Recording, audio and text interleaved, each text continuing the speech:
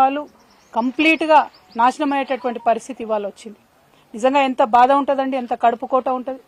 Intermediate చదువుతున్న పిల్లలు murder case కింద బుక్ అవుతున్నారంటే అన్యాయమైన విషయం, దారుణమైన విషయం.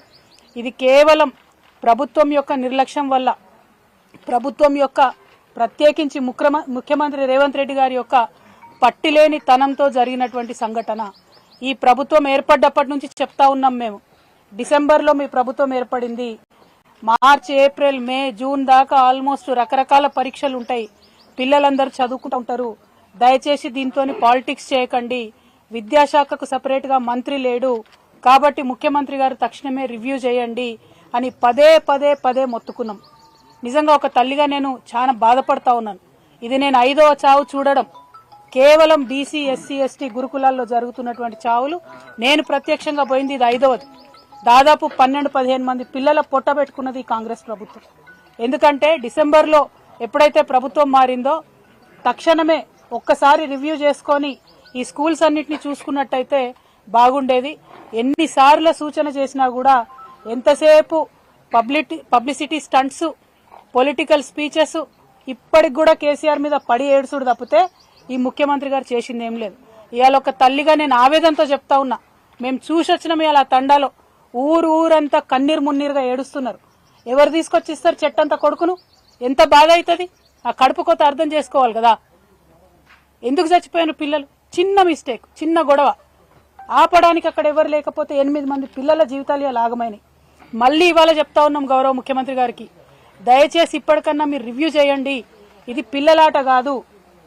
ఏదో పొలిటికల్ స్పీచ్ ఇచ్చి కేసీఆర్ని 2 మాటలు అనిపోయితే సమస్యలు సాల్వ్ కావు.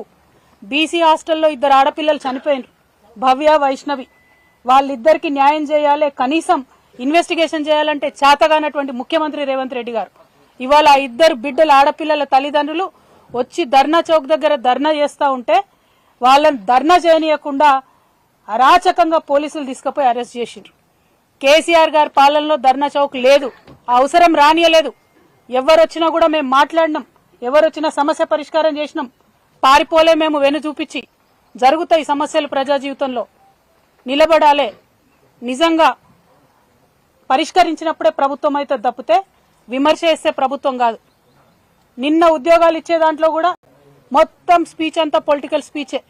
కేసీఆర్ ఇచ్చిన ఉద్యోగాలకు ఈయన నియామక పత్రాలు ఇచ్చి పొలిటికల్ స్పీచ్లు ఇష్టం వచ్చినట్టు మాట్లాడు. పర్వాలేదు, పాలిటిక్స్ చేసుకోండి. ముంగట పార్లమెంట్ ఎలక్షన్లు ఉన్నాయి మాకు తెలుసు. కానీ చిన్న పిల్లల జీవితాలతో దయచేసి ఆడుకోవద్దు. ఎస్సీ వెల్ఫేర్ హాస్టల్లో భువనగిరిలో 2 ఆడపిల్లలు అనుమానాస్పద పరిస్థితుల్లో చనిపోయినారు. ఇంతవరకు కుయ్యి లేదు, కుటుక్కు లేదు, సప్పుడు లేదు ప్రభుత్వం నుంచి.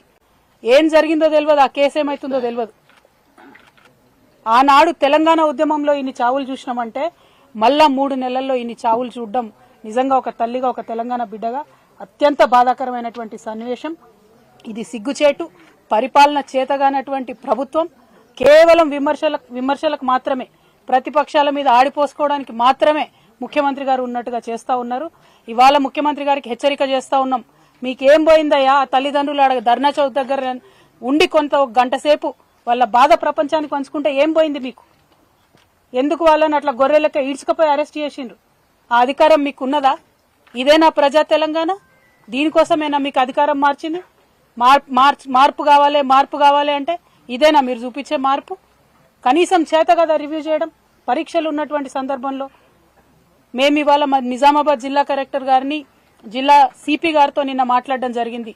డిమాండ్ చేసినాం మేము, మీరు ఎట్టి పరిస్థితులలో కొత్త వాచ్మెన్లు ప్రభుత్వం ఏర్పాటు చేసేంత వరకు ఒక హోంగార్డ్ అన్నా, పోలీస్ కానిస్టేబుల్ అన్నా జిల్లాలో ఉన్న అన్ని ఎస్సీ, బీసీ వెల్ఫేర్ హాస్టల్స్ లో పెట్టండి. పిల్లలు పరీక్షలు రాస్తున్నారు, ప్రెషర్ లో ఉంటారు, టెన్షన్ లో ఉంటారు, చిన్న గొడవలు అవుతాయి. ఇవాళ 8 మంది పిల్లల జీవితం ఆగమైంది చిన్న గొడవకి. అలా కాకుండా చూసుకోవాల్సిన బాధ్యత దయచేసి జిల్లా కలెక్టర్ల మీద ఉంటది. ఖచ్చితంగా జిల్లా కలెక్టర్లు ఎక్కడెక్కడైతే వాచ్మెన్లు లేరో మీరు రివ్యూ చేయండి. మీ ముఖ్యమంత్రి గారికి తీరిక లేదు, ఆయనకు పట్టి లేదు. పిల్లలంటే పిట్టల్లాగా పిల్లలు చచ్చిపోతుంటే పాలిటిక్స్ చేస్తున్నారు తప్ప ముఖ్యమంత్రి గారు పని చేస్తలేరు. కాబట్టి జిల్లా కలెక్టర్లను నేను రిక్వెస్ట్ చేస్తా ఉన్నాను. నిన్న నిజామాబాద్ జిల్లా కలెక్టర్ గారికి మేము మాట్లాడినాం. తక్షణమే వారు అక్కడ హోంగార్డ్ ని పెడతామని చెప్పినారు. కౌన్సిలర్ ని కూడా పంపించమని మేము చెప్పినాం.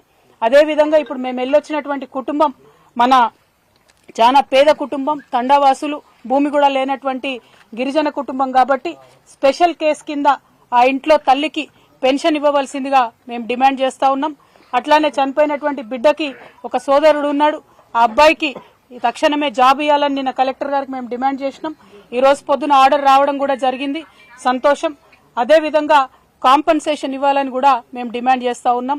బీసీ వెల్ఫేర్ హాస్టల్ నుంచి, బీసీ వెల్ఫేర్ శాఖ నుంచి, విద్యాశాఖ నుంచి, అట్లానే ఇంకా ఇతరత్ర ఎట్లా ఇస్తారో తెలియదు కానీ 15 లక్షల రూపాయలు ఆ కుటుంబానికి ఇవ్వాలని చెప్పి మేము డిమాండ్ చేస్తా ఉన్నాం ఈ సందర్భంగా. అదేవిధంగా మరి చాలా అంశాలు అక్కడ తండావాసులు మాకు చెప్పడం జరిగింది. ఆ అంశాలన్నిటి పట్ల కూడా ప్రభుత్వం శ్రద్ధ పెట్టి తక్షణమే ఒక డబుల్ బెడ్రూమ్ ఇల్లు ఆ కుటుంబానికి మంజూరు చేయవలసిందిగా కూడా ఈ సందర్భంగా మేము డిమాండ్ చేస్తా ఉన్నాం. ఇవాళ నిజంగా తెలంగాణ సమాజానికి చాలా బాధగా నేను విజ్ఞప్తి చేస్తా ఉన్నా. ఒక్క 2-3 నెలలు ప్రభుత్వం ఫోకస్ చేస్తే ఈ పరీక్షల సమయంలో, ఈ టెన్షన్ సమయంలో పిల్లలకు ఇబ్బంది కాకుండా కాపాడుకోబడతాం. కాబట్టి దయచేసి ముఖ్యమంత్రి గారికి ఇదివరకు కూడా చెప్పినాం, ఇది రాజకీయాలకు చేయాల్సినటువంటి అంశం కాదు.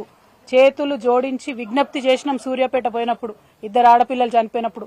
మళ్లీ విజ్ఞప్తి చేస్తా ఉన్నాం ముఖ్యమంత్రి గారు, మీకు ఇది పిల్లలు పిట్టల్లాగా చచ్చిపోతా ఉన్నారు, దయచేసి శ్రద్ధ పెట్టండి. మీకు విద్యాశాఖ మంత్రి లేడంటే బాధ్యత ముఖ్యమంత్రి గారిదే ఉంటది, తక్షణమే రివ్యూ చేయండి అని మరొకసారి డిమాండ్ చేస్తూ, ఈ విద్యార్థులందరినీ కూడా వారి భవిష్యత్తుని మరి పనంగా పెట్టి పేరెంట్స్ అందరు కూడా పంపించారు. కాబట్టి ఆ హాస్టల్స్ లో పరిస్థితులు తక్షణమే మంచిగా కావాలని చెప్పి కోరుకుంటూ, దానికి మా ప్రజాప్రతినిధులు, ఇదివరకు మాజీ శాసనసభ్యులు అందరు కూడా సహకరిస్తారు. ఇక్కడ సురేందర్ అన్న నాకు తెలుసు, తను న్యూ ఇయర్ అయితే కూడా ఆఖరికి పోయి బీసీ ఎస్సీ ఎస్టీ వెల్ఫేర్ హాస్టల్లో సెలబ్రేట్ చేసుకున్నటువంటి వ్యక్తి. అంత ప్రేమగా తన నియోజకవర్గంలో ఉన్నటువంటి హాస్టల్స్ ని చూసుకున్నటువంటి వ్యక్తి. అదేవిధంగా మా ముజీబన్న కావచ్చు, మా వేనన్న కావచ్చు, ప్రభాకర్ రెడ్డి అన్న కావచ్చు, వీళ్ళందరూ కూడా నిరంతరం హాస్టల్స్ కు వెళ్లి చూస్తున్నటువంటి వారు.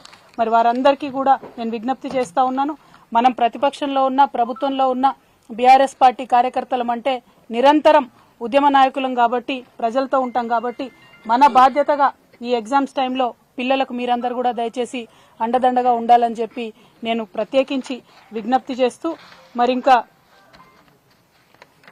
ఎందుకులేనా రాజకీయం, వాళ్ళు ఎల్లారెడ్డి ఎమ్మెల్యే గారు రావడం లేదని మా జిల్లా అధ్యక్షుడు గారు గుర్తు చేస్తా ఉన్నారు. మరి యథా రాజా తదా ప్రజ అన్నట్టు ముఖ్యమంత్రి గారికి ఎన్నిసార్లు విజ్ఞప్తి చేయినా రివ్యూ చేసుకోలేదు, ఎమ్మెల్యే గారు కూడా మరి అట్లనే ఉన్నారు. ఇప్పటికన్నా కొంచెం శ్రద్ధ పెట్టండి, ఈ పరీక్షల కాలంలో పిల్లల మీద ఆలోచన చేయండి అని చెప్పి ఈ ప్రభుత్వానికి మేము రిక్వెస్ట్ చేస్తా ఉన్నాం. Thank you. జై తెలంగాణ. మోడీ గారు మా పెద్దన్న అని చెప్పి నిన్ననే ముఖ్యమంత్రి గారు అన్నారు. ఆయనకు గత ఆర్ఎస్ఎస్ రూట్స్ అన్ని కూడా గుర్తొచ్చినట్టున్నాయి, అందుకే మోడీ గారు మా పెద్దన్న అని చెప్పి ముఖ్యమంత్రి గారు అన్నారు. నిజంగా అనడానికి కనీసం కొంచెమన్నా బాధ ఉండాలి, ఎందుకంటే మొన్ననే బడ్జెట్ పెడితే ₹1 ఇవ్వలేదండి బీజేపీ. ఒక్కటంటే ₹1 కేంద్ర ప్రభుత్వం తెలంగాణకి ఇవ్వలేదు. అట్లా ₹1 ఇవ్వని వాళ్ళు పెద్దన్నలు ఎట్లయితారో ఇక మరి వాళ్ళకే తెలవాలి. పొలిటికల్ అండర్స్టాండింగ్ ఉంది కాబట్టి పెద్దన్న అన్నారని మేము అనుకుంటున్నాం. ఎందుకంటే ప్రతి చోట బీఆర్ఎస్ ను ఓడగొట్టాలి, ప్రాంతీయ పార్టీలను బొందబెట్టాలంటే బీజేపీ కాంగ్రెస్ ఒకటైతున్నటువంటి వైఖరి ఇక్కడే కాదు దేశవ్యాప్తంగా కూడా మనం చూస్తూ ఉన్నాం. సో వాళ్ళ పొలిటికల్ అండర్స్టాండింగ్ కాబట్టి పెద్దన్న చిన్నన్న అనుకుంటా తిరుగుతున్నారు.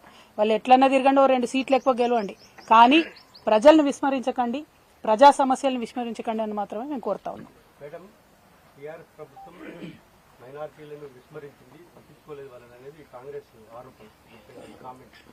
కామారెడ్డిలో షబ్బీర్ అలీ గారు అని పెద్ద నాయకులు ఉంటారండి, వారు కూడా ఇవాళ కేసీఆర్ గారి మీద కూడా ఏదో స్టేట్మెంట్ ఇచ్చారు, నేను చూసిన. केसीआर साहब बहुत मीठे बातें करके माइनॉरिटियों को गुमराह करे बोल के उन्होंने स्टेटमेंट दिए। मैं शब्बीर भाई से यही पूछना चाह रही हूँ, शब्बीर भाई आप याद करिए, माइनॉरिटी डिक्लेरेशन करके आप दिए, उसमें क्या दिए शब्बीर भाई? माइनॉरिटियों के लिए अलग से 1.5 लाख शादी मुबारक देते, ऊपर से 1 तोला सोना देते बोल के बोले। आज तक किसी शादी में जाके कांग्रेस पार्टी की तरफ से एक भी चेक दिए क्या?